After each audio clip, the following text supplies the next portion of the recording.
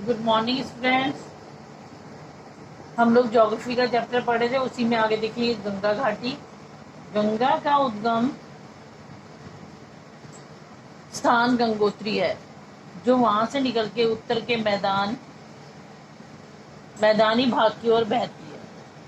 मार्ग इसमें अलकनंदा, मंदाकिनी, भागीरथी नदियां भी मिलती हैं। क्या कहना चाह रही है कि गंगा जहाँ से निकलती है वो स्थान है गंगोत्री। जब गंगा कहाँ से निकलती है? गंगोत्री से निकलती है और उत्तर के मैदान के भाग की ओर बहती है, मतलब ऊपर से गंगोत्री से निकलेगी। और मैंने बताया कि हिमालय से नीचे है भाई वाला उत्तरी मैदान, तो वहां पर बहती है। और जब ये बहती है तो मार्ग में से अलकनंदा, मंदाकिनी, भागीरथी नदियां भी मिल मिलती जाती हैं, मतलब सहायक नदियां होंगी ना, इसके साथ मिलेंगी, जिसके कारण ये विशाल स्वरूप प्राप्त कर लेती है। बहुत बड़ा इसका स्वरूप बन जाता है, बहुत बड़ी हो जाती है, जिसकी वजह से क्योंकि दूसरी नदियां भी आके इसमें मिल गई। गंगा नदी गंगोत्री से निकलकर मैदानी भागों में गुजरती हुई हरिद्वार, गढ़मुक्तेश्वर, कानपुर, इलाहाबाद, वाराणसी, पटना होती हुई बंगाल की खाड़ी में गिरती है। इलाहाबाद में यमुना नदी गंगा से मिलती है। अब देखिए गंगा नदी, उन्होंने क्या बताया इसमें कि गंगा नदी जो है गंगोत्री से निकलेगी और मैदानी भागों में होती, पहले कहाँ पहुंचती है वो? हरिद्वार, मुक्तेश्वर, गढ़मुक्तेश्वर, फिर कानपुर, और कानपुर से इलाहाबाद, फिर वाराणसी, फिर पटना होती हुई कहाँ गिरेगी? बंगाल की खाड़ी में गिर जाती है। इलाहाबाद में यमुना नदी गंगा से मिल जाती है। ठीक है, गंगा और यमुना आपस में मिल जाती है। मार्ग में गंगा नदी के साथ अनेक सहायक नदियों का मिलन होता चला जाता है। प्रमुख रूप से गोमती, घाघरा, गंडक, कोसी, केन, बेतवा, सोन और यमुना इत्यादि हैं। ठीक है, उन्होंने कहा कि पहले में हमने बताई छोटी छोटी कुछ नदियां उसके साथ मिलती हैं, फिर वो बता रहे कुछ सहायक नदियां भी हैं और जो इनकी सहायक है इनके आगे बढ़ने में, तो वो भी मिल जाती है। जैसे गोमती नदी हो गई, घाघरा हो गई, गंडक हो गई, कोसी हो गई, बेतवा हो गई, सोन हो गई, यमुना हो गई। ठीक है, पश्चिम बंगाल तक जाते जाते ये दो भागों में पद्मा और हुगली नदी में बढ़ जाती हैं। सारी मिलके चलती हैं इकट्ठी, और लेकिन जब तक ये कहाँ पहुंचती हैं? पश्चिम बंगाल पहुंचती हैं। पश्चिम बंगाल पहुंचती हैं तब तक ये क्या होती हैं कि दो भागों में बढ़ जाती हैं, एक पद्मा और दूसरा हुगली नदी। पद्मा नदी ब्रह्मपुत्र से मिलती हुई बांग्लादेश तक चली जाती है। ठीक है, ब्रह्मपुत्र नदी, पद्मा नदी, ब्रह्मपुत्र पता है आपको कौन से? मैंने कल दिखाई थी कि कहाँ से निकलती है, तो वहां से ब्रह्मपुत्र निकलती होती है, इधर से पद्मा नदी होती है और दोनों ही बांग्लादेश में चली जाती है। जबकि हुगली नदी कोलकाता से निकलती हुई समुद्र में मिल जाती है। गंगा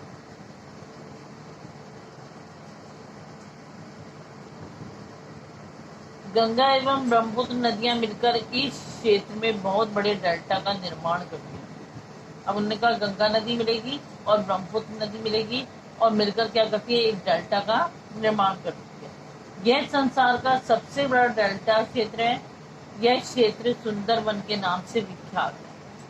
अब उनका गंगा नदी और ब्रह्मपुत्र नदी जब आपस में मिली और मिलकर उन्होंने एक डेल्टा का निर्माण कर दिया और ये संसार का सबसे बड़ा डेल्टा बन जाता है। इसे सुंदरवन डेल्टा के नाम से जाना जाता है और यह बहुत उपजाऊ भूभाग है, मतलब इस यहाँ की भूमि बहुत ही ज्यादा उपजाऊ है। इसका मतलब गंगा घाटी अत्यधिक वर्षा वाला क्षेत्र है।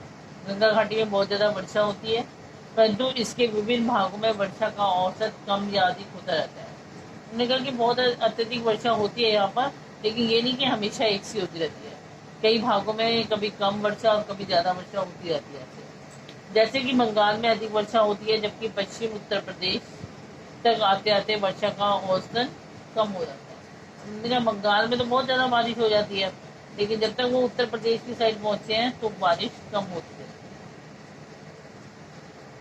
अब हम देखेंगे ब्रह्मपुत्र घाटी।